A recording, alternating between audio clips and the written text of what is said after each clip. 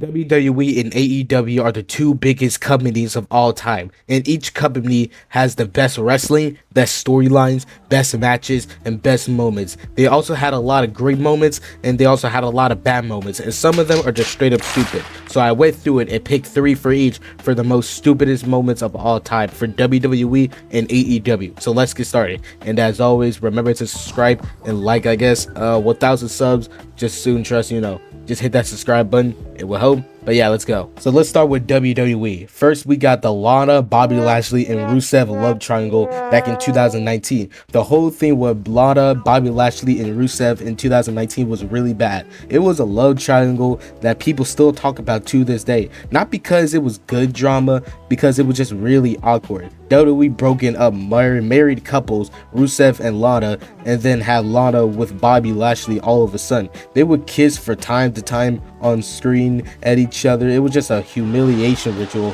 for Rusev every single week. The whole story got crazy with a wedding and people showing up at weird times, and it just felt bad television and not wrestling. People care about wrestling. They were here for wrestling, not some bad reality TV show drama, and the people did not like it. They said so, saying it was stupid and fake and that they did not like it. They even chanted Rusev Day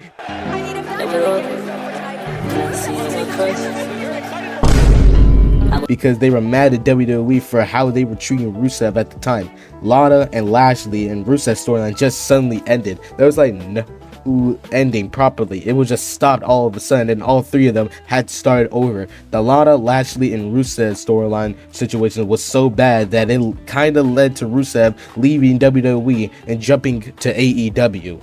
Now, speaking of AEW, next up on our list is from AEW, and that's the Cody Rhodes and Anthony Ogogo, I hope I pronounced that right, rivalry in 2021. It was perhaps the most ridiculous storyline in AEW. This is mainly due to the infamous promo in which Cody attempts to transform the regular wrestling rivalry into this melodramatic, this nationalist rant about the American dream, immigration, and Cody's biracial yet to be born child in a storyline that has nothing to do with any of it. The promo instantly raised eyebrows for being completely irrelevant and overly dramatic, to the point that fans were left confused about the purpose of this entire story. Things got worse for AEW and Cody after Cody managed to defeat Ogogo, I hope I pronounced that right, in an event as aka Double or Nothing. Although it was Ogogo, again, I hope I pronounced that name right, I'm probably saying it wrong, okay, that AEW wanted to push as the new superstar, it was clear that the entire storyline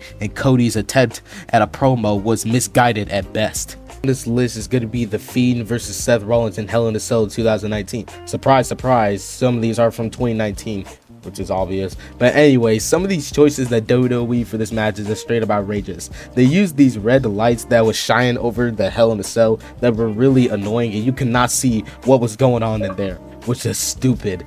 The many times they would hit each other with weapons, and then Seth Rollins used 11 different curb stomps during this match. 11 stomps during this match is outrageous. The crowd was starting to get upset at this match, but what really pissed them off is when the referee stopped the match.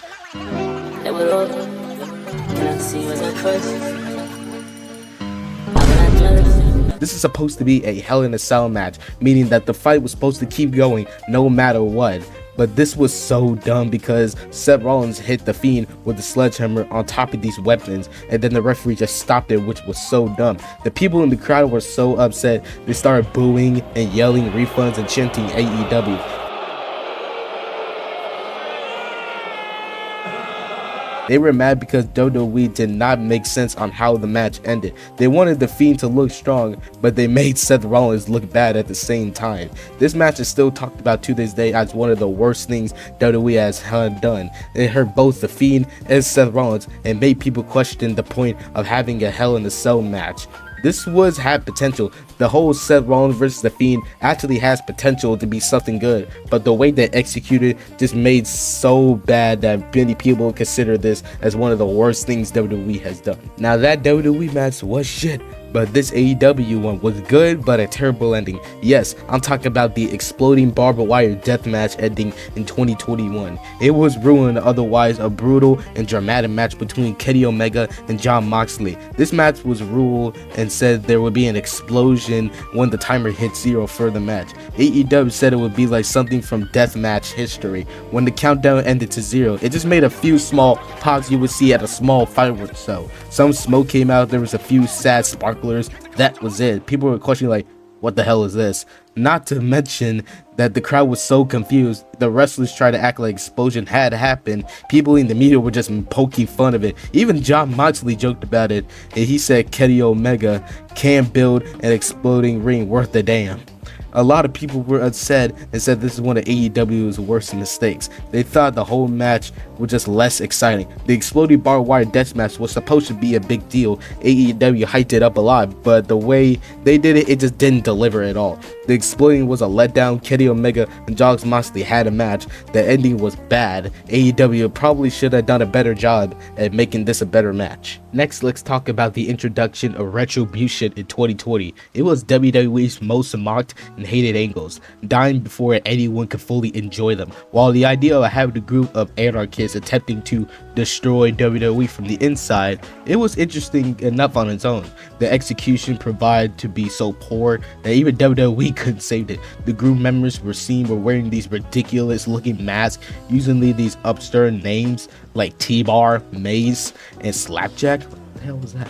And delivery promos that made more sense as comedy than anything else. They broke in glass windows, rolled over car roofs, and randomly attacked any WWE superstar that they saw without any apparent plan or goal behind those actions. This storyline became an object of how ridiculous after WWE decided that it would make the most sense to sign the same group to actual contracts, thus paying money to those missioned to bring the company down. Now, last but not least for AEW, it's the backstage brawl after AEW All Out in 2022. Now, this caused a lot of problems for AEW. This was after CM Punk said some mean things about Colt Cabana and Hangman Adam Page and the people that were in charge of AEW during an interview. This situation got out of hand, and CM Punk and some other people, including Ace Steel and the Elite, got into a fight backstage. There were reports of people throwing punches and using a chair. This is also said that Ace Steel bit Kenny Omega, which I don't know if that's true or not. The company took action, and it was so serious that they took away the championship titles from CM Punk and the Elite that they just won, literally, I think that night. They were suspended. They started looking into what happened. A lot of people were upset with the company because they felt like the people in charge should have been able to get a better control of what happened. They also did not like what CM Punk said. They thought the company should have done a better job of stopping him from saying something. This is supposed to be a night for AEW, but it ended up being a night that caused a lot of problems for everyone involving CM Punk and the Elite, and then some people who work in AEW. The fight and what CM Punk said caused some feelings and hurt some people's reputations, and it still affects them to this day. Now, for the final conclusions of this video, both wrestling companies are going to have some problems and drama, but I feel like sometimes it will get the company talking in the media, but sometimes it will hurt a company if it's something that's very bad. So that's the end of this video. Remember to subscribe, join the TikTok. It will help out. I'm trying to get to 1,000 subscribers by the end of this year of 2026. But anyways, I'm out.